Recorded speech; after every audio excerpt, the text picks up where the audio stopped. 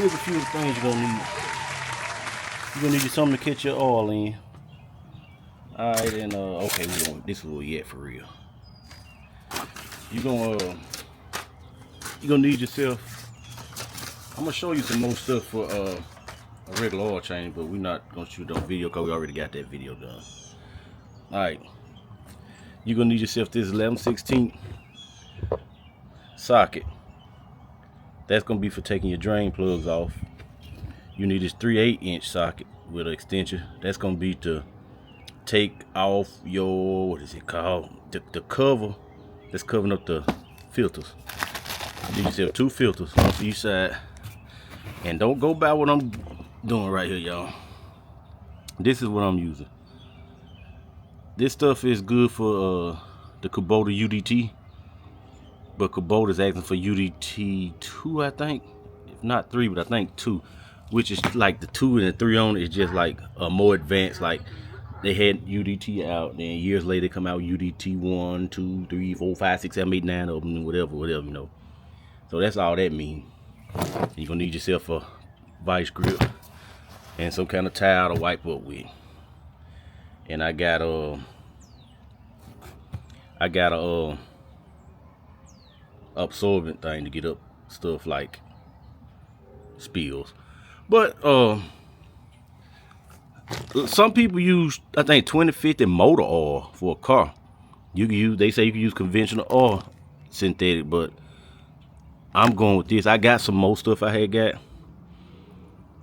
but this Lucas got some more stuff in it, because you know these things are run off air cool. This is for the Kubota Z421. And plus I got over here, when I'm finna change my oil, I got a 10mm wrench, which you don't need if your thing ain't tight, but I'm looking for it to be tight, because most time you can do this oil change here without wrenches. Like with these here, you're supposed to put them on, get them tight, and then turn them like a 3/4 turn, which is the same over here. I try to keep with the Kawasaki oil filters. Then look what kind of oil I got, y'all. 10W30, and this is what it is. You need 2.2 quarts of this. And this is 2 quarts, and this was a point that I got back here that I had from my last oil change. And I think you need 5.1 quarts over here, something like that. It's like a gallon and some for your transmission. And on the oil change, you know, I got the little oil change. I got the wrenches for the filters, but hope not to need them. Then I got this special little funnel. Hope not to need a wrench though. Let's get to it. All right, easiest thing for you to do, get them out of your way. Chop this motor, keep it from coming back. Jack them up. Get these tires off of here.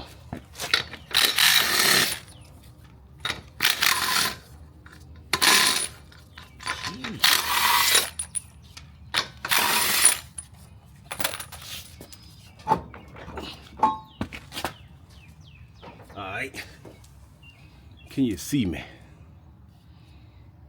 This is that cover that's got to come off of here. It's got hydro gear rolled on it, and we're gonna take that off, take the filter out, drain it. We'll show you. I'm gonna go get the other towel and call it a day with that one. Alright, y'all, let's get on in here. You got 3 3/8" bolts, and you're just gonna take them off. I know it's unfair. I showed you some ratchets and all that, and I like using my power tools, y'all. Look at this dude. Wait till you see the. No. One of them.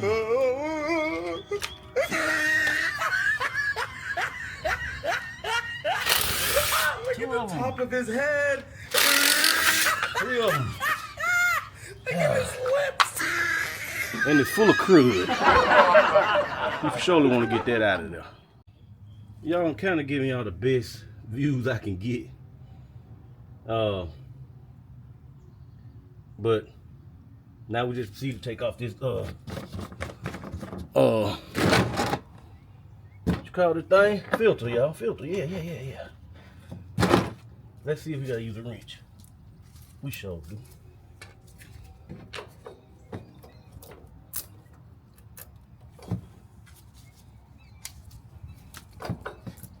I got plenty of oil filter wrench because this one don't work.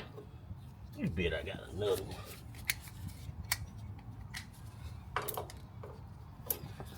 Like it ain't want to grab. Alright, we back. Let's get that out. We're gonna use this one. See where we go with this one, y'all.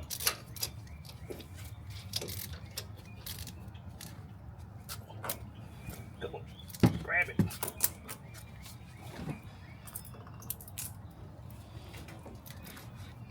The filter itself is coming to pieces. We ain't gonna have no problem now.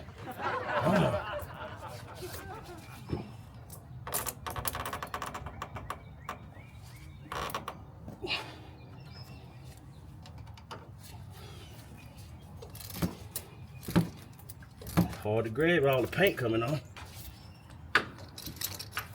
Man. Grab. Alright.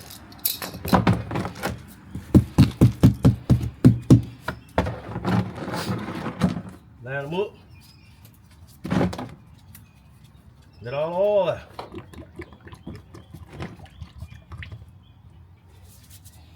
And everything you see me doing here, we're gonna repeat it to the other side. Okay, watch this, y'all.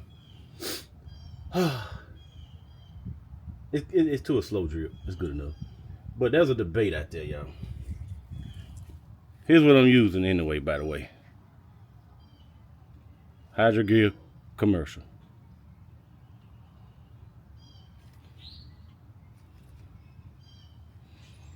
Want to see that up close? Can you read it? But check this out. There's a debate out there in this world, new age people coming up with. They saying preload these filters. Not just these, but the ones in your car, anywhere. They saying preload them with oil like halfway, then put them on. Y'all tell me what this makes sense at.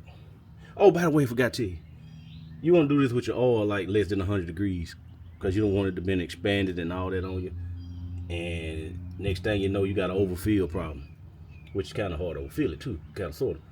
But there's a process you got to go through. You'll see it. But check it out. Hi, you are currently being recorded. All right, you get you a little bit of oil off of there like that. Come around that gasket. That's what any oil filter, y'all. Cars, boats, airplanes, moon, stars, quasar. You want to make sure this mating section is clean. If it's clean, you ain't got to worry about it not being tight. Okay, check this out. Boom. You're going to spin this dude on here. Once you get kind of tight, this is all you got to do. Just get it. Oh, hand slipper though. Just give it like a 3/4 turn more. And it's on there. That's done deal. Wipe that oil off of there real good, so when you crank it up, you see anything dripping, you know you ain't got that drip there, you got something going on. But look, check it out. When I pour oil from the top of this motor, it's gonna drop down, go into that filter. What's the point of preloading it? Somebody tell somebody better than that. What's the point? It's gonna go into that filter because it's at the bottom of the transaction. All right, what I'm fixing to do now, y'all? I'm fixing to go clean this cover out, put it back on, and do the other side. All right, y'all, let's get under here. All right, this is on what I guess a passenger side right here. See that silver screw? You can't. You can, but you can't. All right, that right there. That silver screw you gotta take out on both sides at the top of this transaxle. That side and on this side. That's what's gonna allow you to, when you refill it and you watch it start pouring out of those holes, you put your plug back in. Then, let's see. Catch my breath, y'all. As you put your plug back in and it starts dripping out of those holes, well, it starts dripping out of the holes, then you put your plugs back in. Then you're gonna come up to the top to this reservoir that's on top, which I'll show you when I get there. But the reservoir that's up top, it's It's a small line on it. Say fill to here. Do not top off. You're gonna fill it to that when it's said and done. When you put the plugs in, then you're done. Now you gotta do the purging event. So let's get to taking this plug off. I'm not gonna do it on camera because it's an awkward position to get this camera up under here. But I showed you the plug. Okay, we're at the reservoir now. And I made sure I cleaned around here before I took this off so no trash won't jump in. And we start filling. We're gonna start filling it, like I said, till it starts seeping out of those vent holes.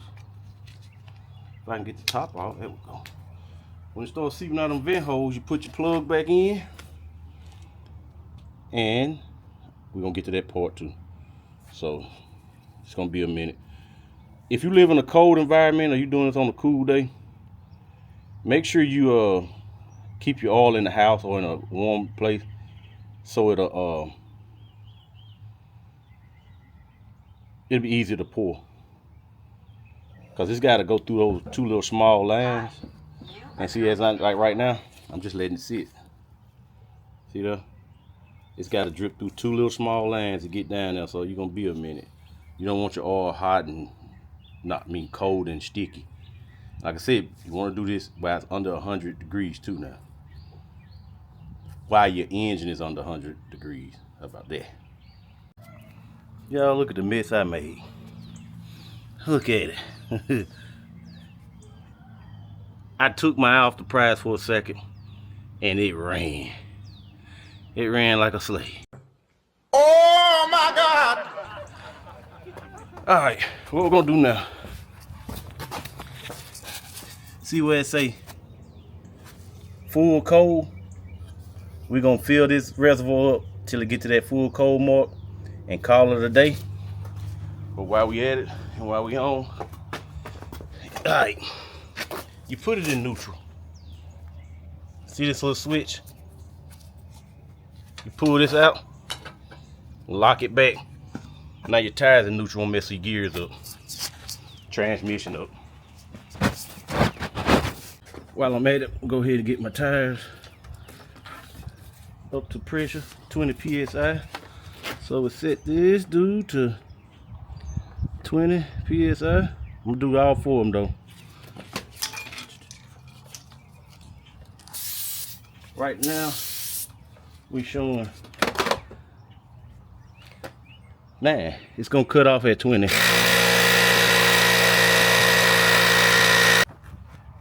As you know, I still got that pin pulled in the back to put it in neutral. So what I'm gonna do is I'm gonna get on here and I'm gonna crank it up and I'm gonna run those handles back and forth 5 times. Then I'm gonna get off, knock the pins in, run the back and forth 5 times, get 5 or 6 times, and lower it back down to the ground, and we done. I already done changed the oil and everything. So the oil been changed, the transaction fluid been changed. I cleaned the rims and tires, put all that back on, so everything ready to go. Let's get into it. I'm trying to get on here without turning it over because I still got it jacked up. Let's see.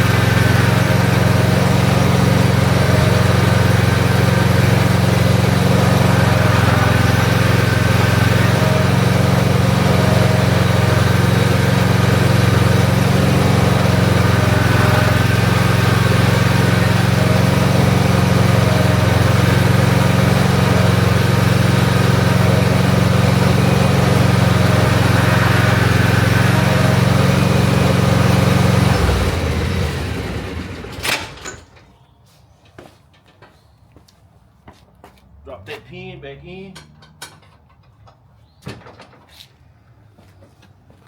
5, 6 more times.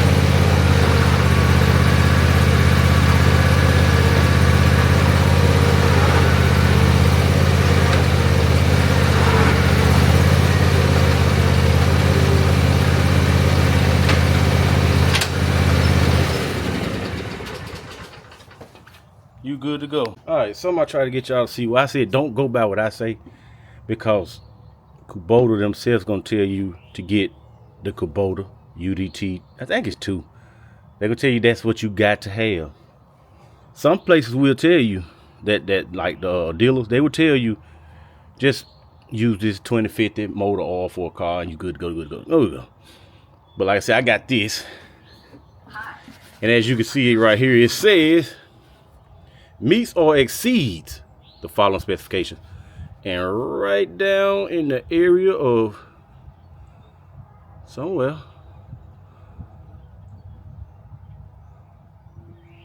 right here, it says Kubota UDT fluid. It meets or exceeds it. And it's Lucas. So you know Lucas got some okay stuff, and I'm not trying to talk for Lucas or anything, but if you want to see the oil get changed in this thing, I got another video that's older than this one, and it tell you how to change the oil in if you don't know how to change the oil. And I done had this machine by, let me see, about five and a half years. Only problem I had out of it really was the bearing went bad on the one of the pulleys. It got to screaming like a banshee. And there's a button under the seat for safety. Somehow it kept flipping over, so the motor cut off on me. I didn't know what was going on until one day I just looked and I saw that button head kept slipping up, so I put a piece of cardboard where the button was at. I was getting ready to cut it, and now it won't slip. So those are the only problems I ever had with this. And shit, what I did, I did the tires. I put the air in the tires. I'm getting ready to sharpen the blades up a little bit, and we're gonna call this done.